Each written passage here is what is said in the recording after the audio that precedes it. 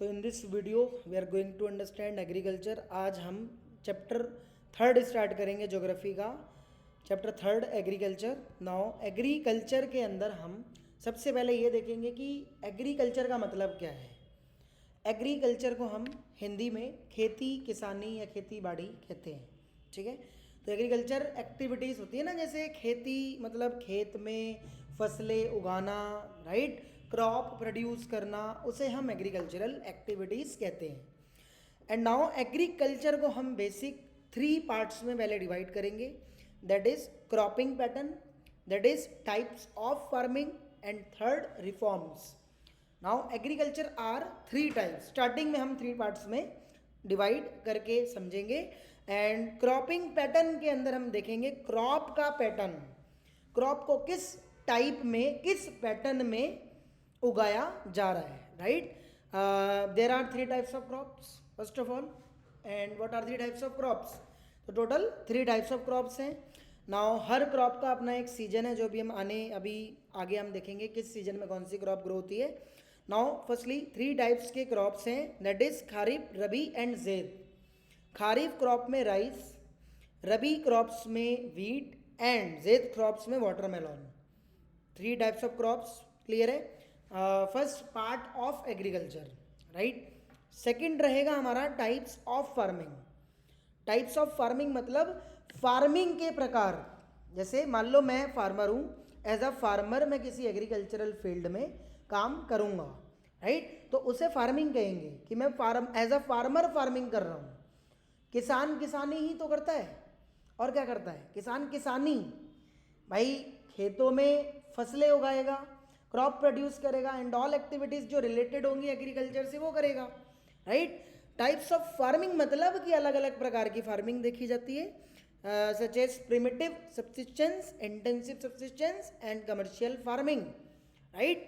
अब इन तीनों टाइप को मैं डिफाइन भी करूंगा अभी थोड़ी सी देर में, बट अभी आप ओनली ये समझो कि पार्ट्स ऑफ एग्रीकल्चर, तो there are 3 parts of agriculture. Firstly cropping pattern, second types of farming, third reforms, right.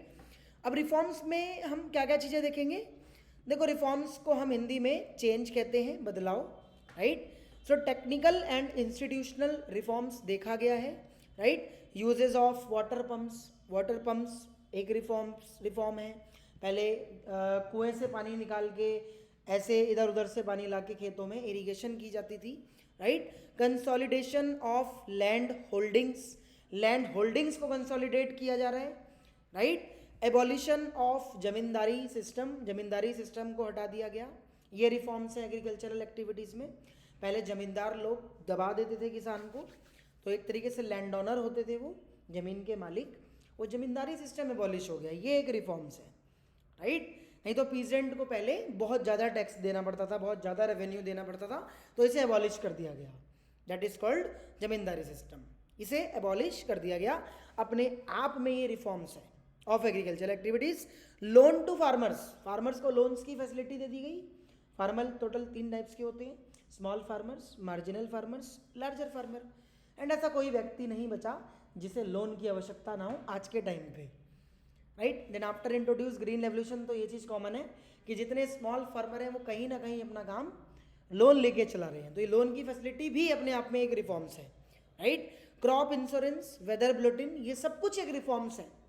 तो अभी हमने एग्रीकल्चर के टोटल 3 पार्ट्स देखे, राइट, जिसमें हमने क्रॉपिंग पैटर्न देखा, types of crops, second types of farming देखा, प्रिमिटिव, इंटेंसिव, सब्सिस्टेंस, राइट, और थर्ड हमारा कौन सा था?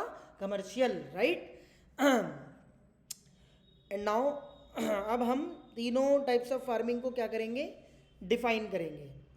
आई मीन एक तरीके से उस चीज़ को पढ़ेंगे, टाइप्स ऑफ फार्मिंग को डिफाइन करके। एक सेकेंड बस।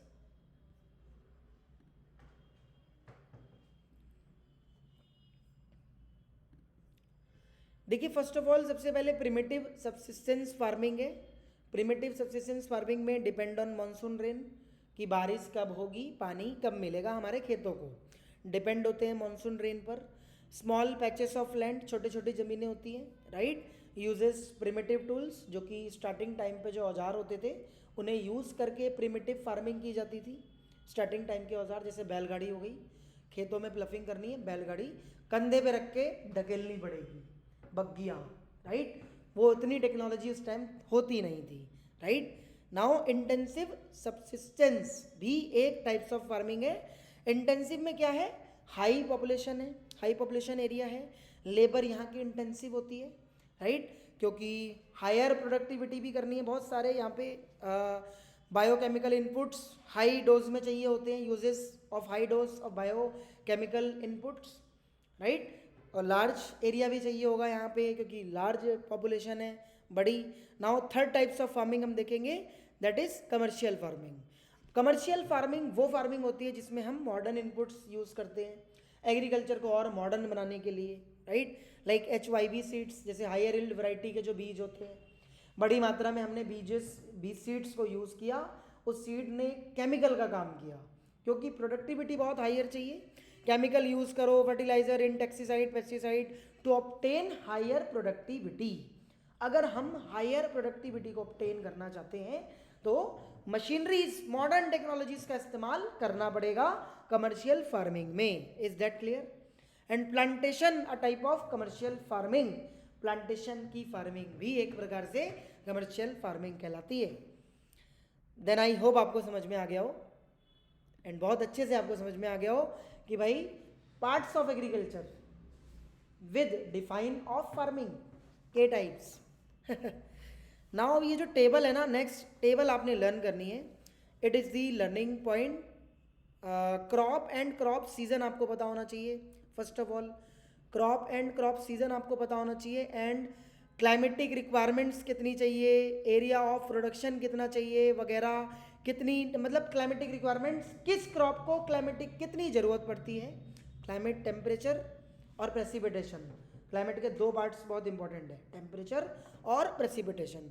मतलब जैसे अगर राइस और खारिफ, राइस क्रॉप की अगर मैं बात करूं तो कम से कम 25 डिग्री सेल्सियस होना चाहिए, ह्यूमिडिटी हाई होनी चाहिए, उमस, एंड एनुअल रेन यहाँ पर कम से कम 100 सेंटीमीटर रिसीव होनी चाहिए, पूरे साल की बारिश, राइट।